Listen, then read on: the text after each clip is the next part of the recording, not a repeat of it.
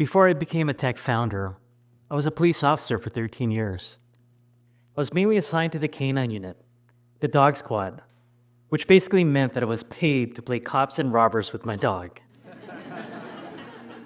We did more than that.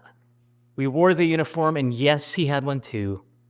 We responded to emergencies and often came face to face with people during some of the most difficult moments in their lives.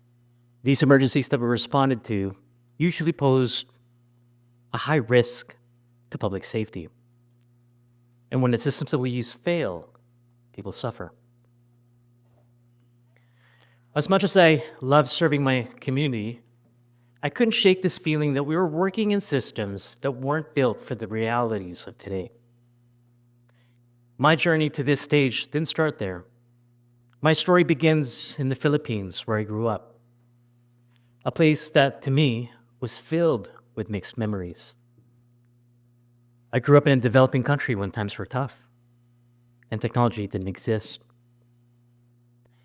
I remember when a major flood struck the village where I lived, causing so much chaos and destruction, washing out roads and houses, and claiming many lives.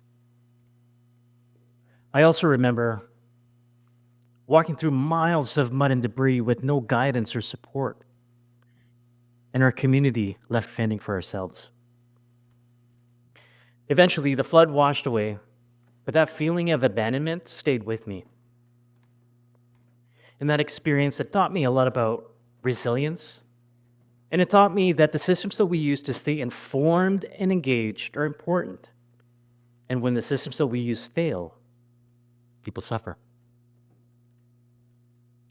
That realization stayed with me through my time as a police officer, as a land developer working for the city, working closely with the city, and as a citizen navigating through public systems. It gave me a deep appreciation for the importance of efficiency, trust, and safety. And all of those factors combined inspired me to start Cocofo, a software company designed and dedicated to serve and empower communities through the use of smart city technologies. My journey into tech wasn't planned.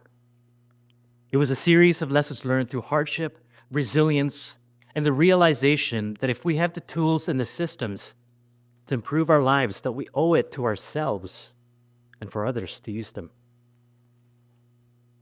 These lessons also taught me that systems matter, as systems shape the way we live, the way we solve problems, and the way we communicate and connect.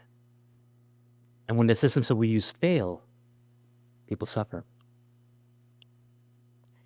At the heart of this talk is one simple idea, and that's smarter cities create better lives. Smarter cities, better lives.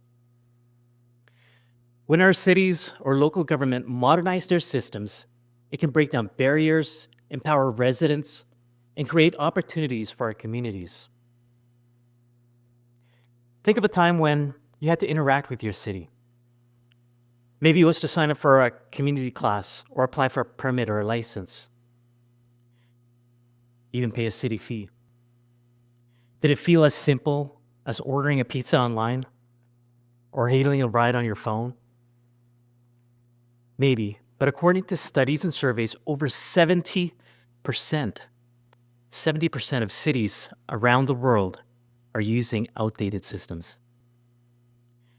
Some systems are so old they qualify for a senior's discount.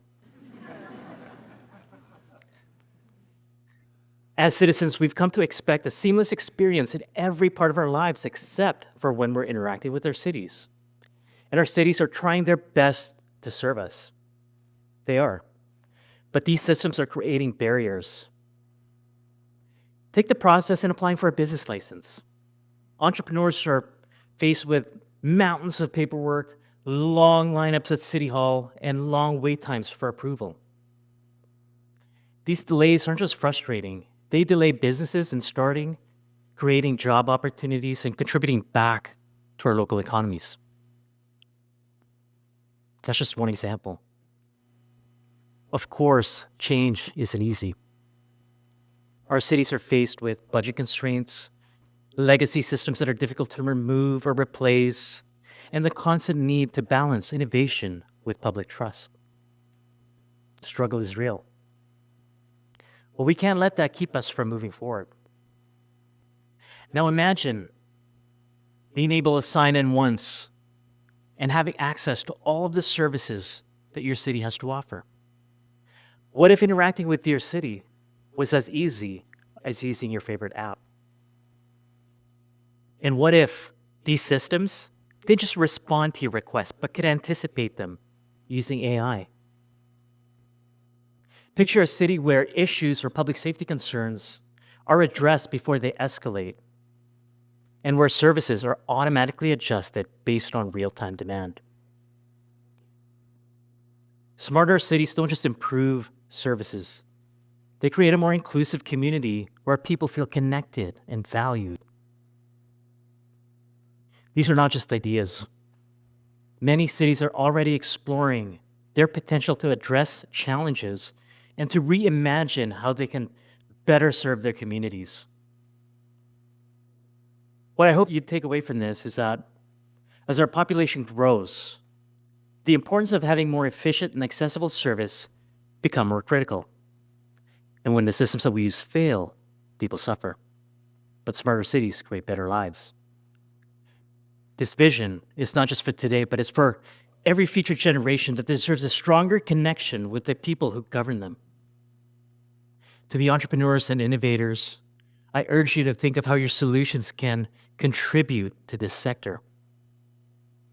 To municipal leaders and elected officials, please continue to invest in technology that improves lives. And finally, to our residents and community members, ask for better systems because they exist. You deserve them, and smarter cities create better lives. Thank you.